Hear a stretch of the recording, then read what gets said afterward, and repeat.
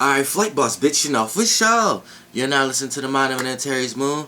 I'm the Archangel Uriel, and I'm here to carry out God duties and motherfucking responsibilities. And right now, bear with me, because, you know, I'm still, not 100%. So you're not going to get all the energy and vitality like I usually have. But for the most part, this video is not really about that. This video is more about top 10 angles for stress. Now, the top 10 angles for stress, right here, this is when I break down certain alignments that you may have in your chart, or you may know someone else who have this angle in their chart, and these angles could cause stress. So if you're dealing with any kind of stress issue in any kind of way, then you may be a person with one of these planetary alignments. So let's get into it. Now, this is not in no particular order. So let's start off with number 1. Sun square Neptune. This can cause stress because the sun is your actions, the way you act, and how you see things, right? Neptune is dreams, illusions, creativity, imagination, fantasy, limitations, and spirituality and things of that nature. The square represents the learning process. Anytime there's a square, that means two planets have to learn from each other. So what happens here is, why does this create stress? Because when you're acting on illusion, or you're seeing and you're having a lot of visions of fantasies and creative mechanisms and things of that nature, a lot of times you could dive too deep in these dreams and start to tie illusions onto the things that you see. Now, the things that you see a lot of times is external, a person, place, or thing. So if this is dealing with your sun, the sun is the light that you give off.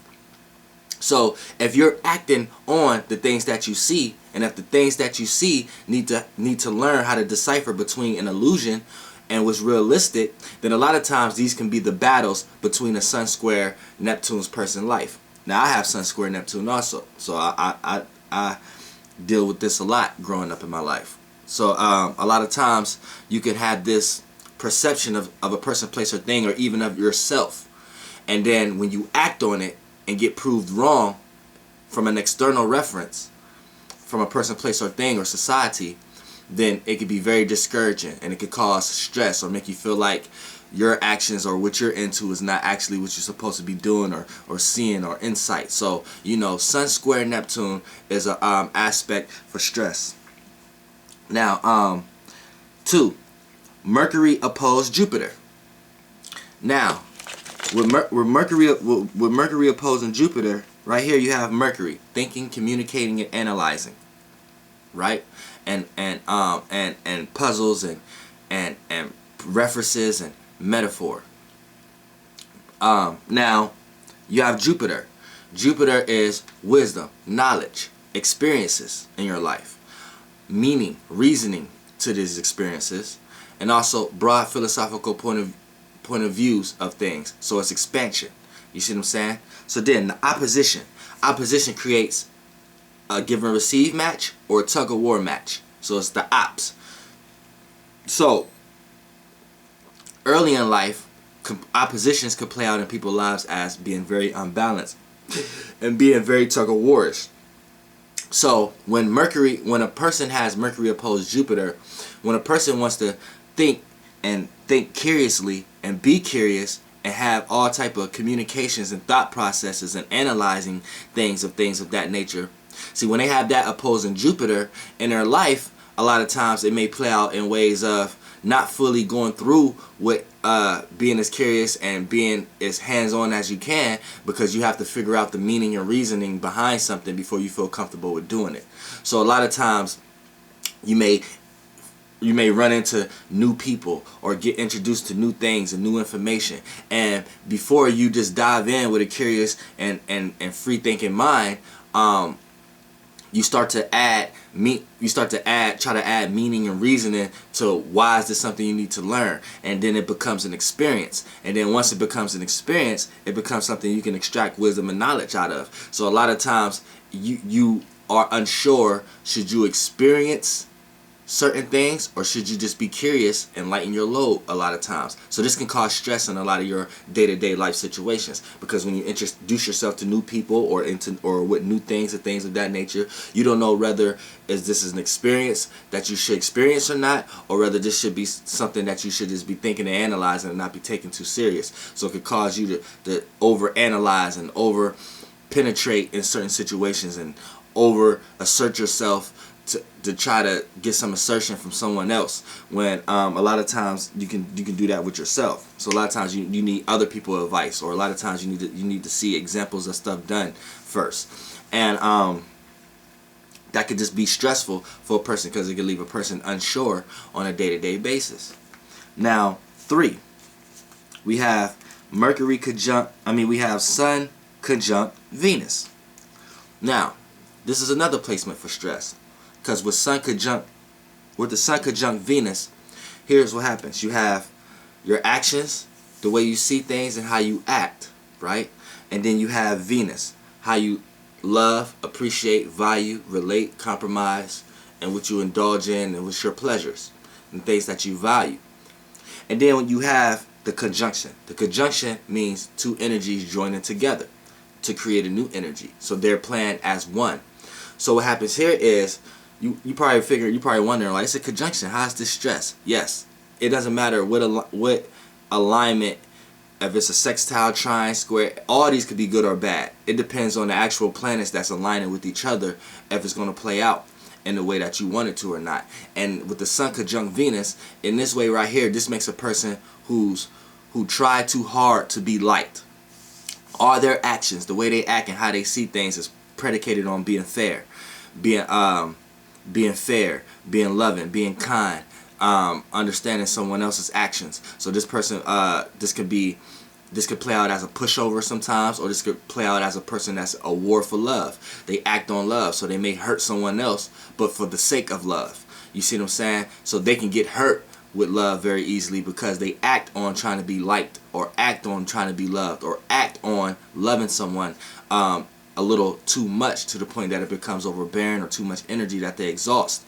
And when they don't receive the same love that they gave out, a lot of times this could discourage them. This can make them feel like they did things for no reason. They put a lot of energy in things for no reason. They seen things in this way for no reason. They have visions of this with this person for no reason. They did all these actions and acted on all these things for no reason, and that can become very stressful. So these people become very volatile towards their partners and things of that nature. So that can cause stress on a lot of levels when you're not being liked or loved the way that you feel like you should be.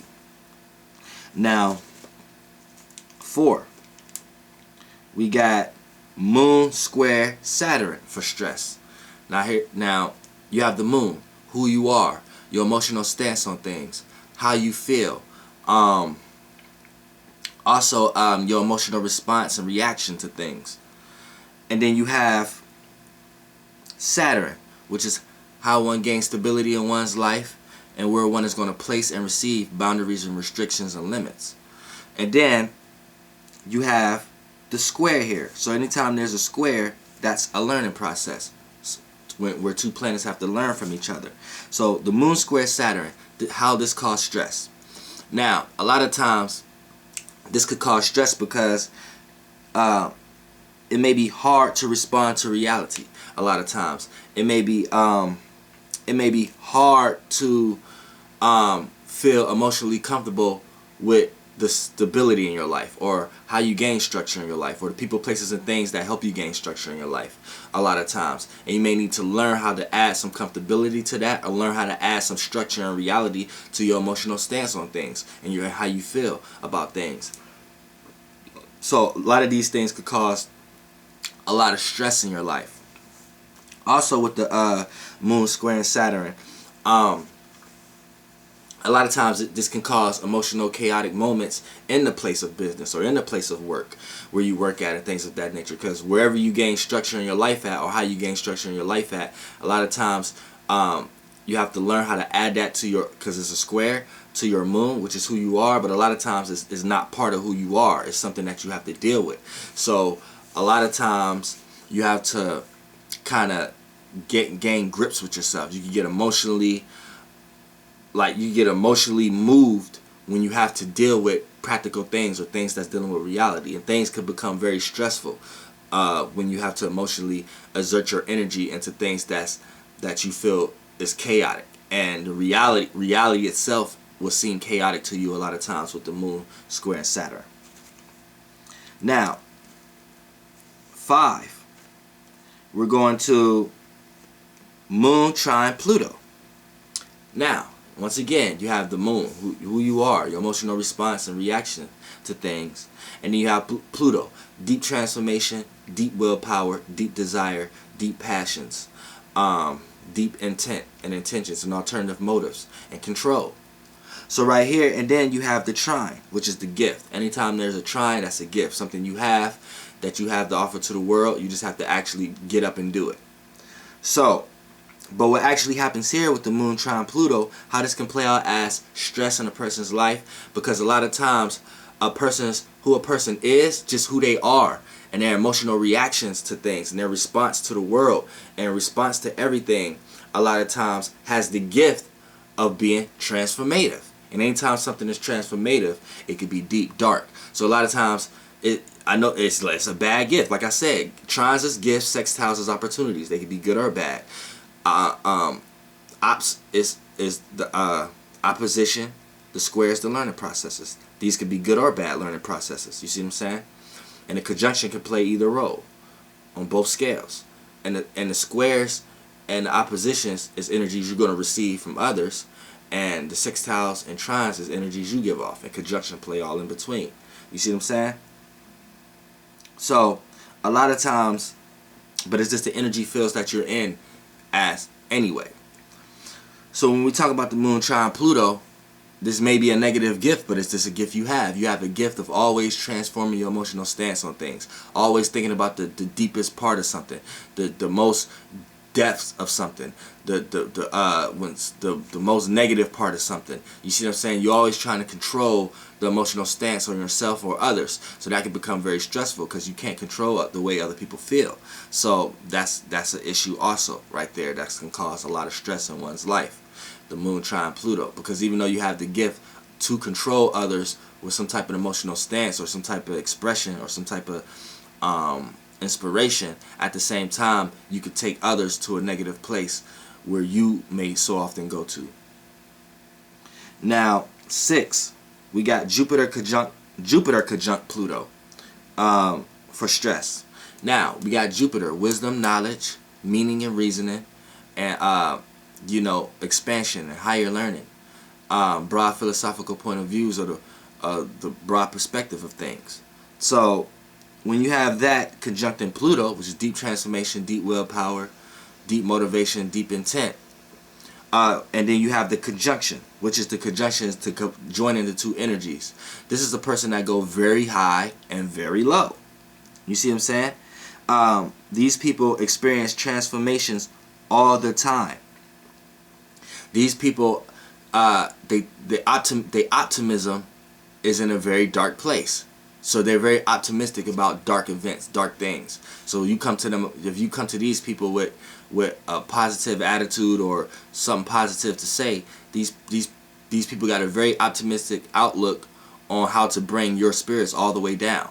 You see what I'm saying? And they do that with themselves a lot of times also, because it's like two powers joining together. Now these people can understand and have a lot of wisdom and knowledge on what to do and what not to do, who to deal with and who not to deal with.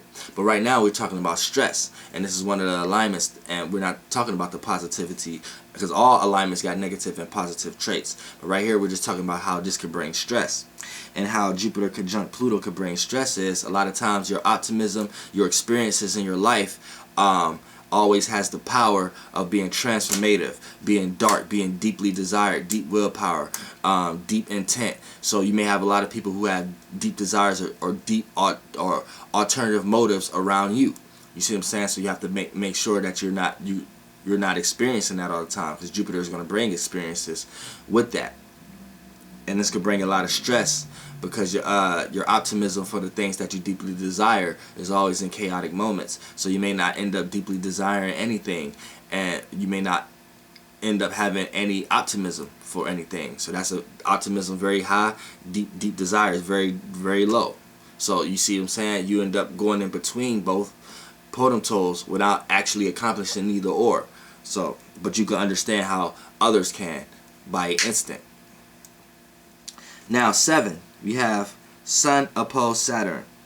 So with the Sun opposed Saturn, right here, this is not feeling good enough for success, because you have your actions, the way you act and how you see things. You have Saturn, which doesn't reflect light, so it's boundaries and restrictions and limits where you place them and receive them. And it's also how one gains structure in one's life. And then you have the opposition, so which could be a give and receive match or a tug of war match. Now how this causes stress in a person's life.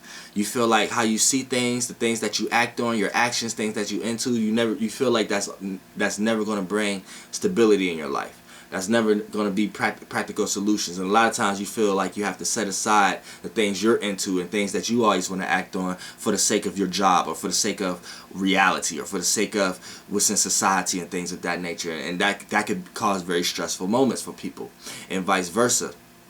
A lot of times your job or whatever, a person, place, or thing, or whatever gains structure in your life, a lot of times you feel like these things is what's holding you back from what you truly want to do in life, and your actions and how you truly see things. So that, like, you could go under layers with that whole concept, and you'll see how so many situations that revolve around this can cause stress in a person's life. Now 8, Moon square ascendant. So you have a person's emotional stance on things, who they are and how they feel, and you have the square and the ascendant, which the ascendant is your personality, personal issues, and personal people, places, and things in your life. And then when you have the square, you have the learning process. So how the moon square the ascendant cause stress in a person's life. So what happens here is, a lot of times a person's emotional stance on things, or who they are, a lot of times they never can feel comfortable with the personal people, places, and things in their life. So who you are and what you feel like is close to you and your emotional reaction to things, a lot of times you are unsure how to react to certain personal people in your life, or personal places and things in your life. Sometimes your personal issues may overwhelm you and make you feel emotionally chaotic or out of control a lot of times in your life. So you have to learn how to add some emotional stability to your personal issues and personal people, places, and things, and also to your personality. A lot of times your personality is detached from who you are. So a lot of times you may create this persona in order to mask who you really are, because a lot of times you may feel uncomfortable with letting people know who you really are due to the fact of your personality or the personal circumstances that you in, that you may just be vulnerable enough for people to try to analyze you. Also, when it comes to your personality, personal issues, and personal people, places, and things in your life, a lot of times you don't feel like you're a part of that. You don't feel like you're connected with that. And a lot of times you have to learn, aka the square, you have to learn how to make yourself a part of that, or learn how to open yourself enough to know where the connection lies at. So all these mechanisms could cause stress in a person's life in many different ways. Now 9. Now we got Mercury sextile Venus. Now, but I got this placement also. So this is how Mercury sextile Venus cause stress. Now with Mercury sextile Venus, right here, this is tries too hard to find the right words. So off the bat, you have Mercury, thinking, communicating, and analyzing. You have Venus, which you love, appreciate, which you value, and how you relate to others. And then you have the sextile, which create opportunities. So right here, you find yourself always in situations where you're trying to find the opportunity of being in good taste, being saying the right thing, not pissing someone off, not saying something that may tip somebody off, or thinking too hard about what you're trying to say to the point that you don't end up saying anything at all, coming across too relatable, trying to come across too fair, being scared to oppose others where others may need that at times, and things of that nature. So this can become very stressful within your own mind, because it could become it become a situation where you know you're supposed to do something or say something a certain way, but you don't do it for the sake of another person's communication style, or what another, or how another person relate or communicate and things of that nature. So a lot of times you get thrown off, and this can cause a lot of stressful moments when you can't find the right thing to say, or you're in a situation where the situation is unharmony. People are not even saying things in a pleasant way. People are saying things disgusting, like you're catching vibes that other people get upset, and keeping it, and you could kind of understand the feelings that's going on in other people's minds, because Venus represents the feelings too.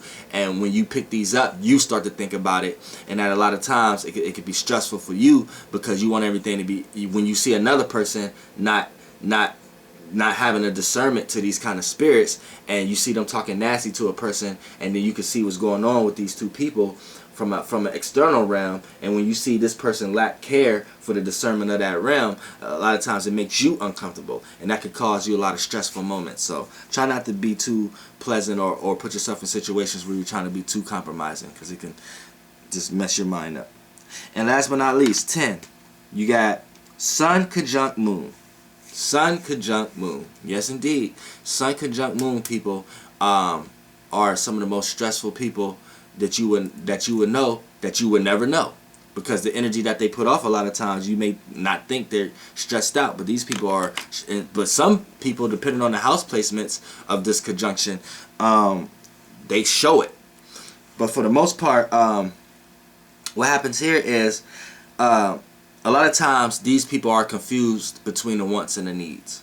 So you have your actions, the way you act and how you see things, which is your sun. You have the moon, your reactions, who you are, and your emotional response to things. And then you have the conjunction, the joining of the two. So a lot of times, you don't know you coming or going. So a lot of times, your emotional reaction is how you will act on things. And a lot of times, your actions and how you act on things will be how you react. So a lot of times, you react to other people's actions the same way you expect other people to react to your actions in the same way. And this is where the stress becomes, because a lot of times when you react to other people's actions, right, you start to feel like you're justified for whatever kind of action you're going to do, because you're confused between the wants and the needs. So a lot of times you don't know the difference between what you need to do sometimes and what you want to do sometimes. So when you're going through that blendings through the world, and then you start to just react to other people's actions, you start to feel like, okay, so when I do something that I really want to do, or sometimes it's really what you need to do, you confuse a lot of times. So they be at the bad moments, bad timing a lot of times. You just feel like people are going to accept it the way you accept it. So then when you do it, and then you get all this feedback and backlash. And here's the thing with the conjunction. It don't matter if it's good or bad feedback. Feedback in general entice these people's energies. You see what I'm saying?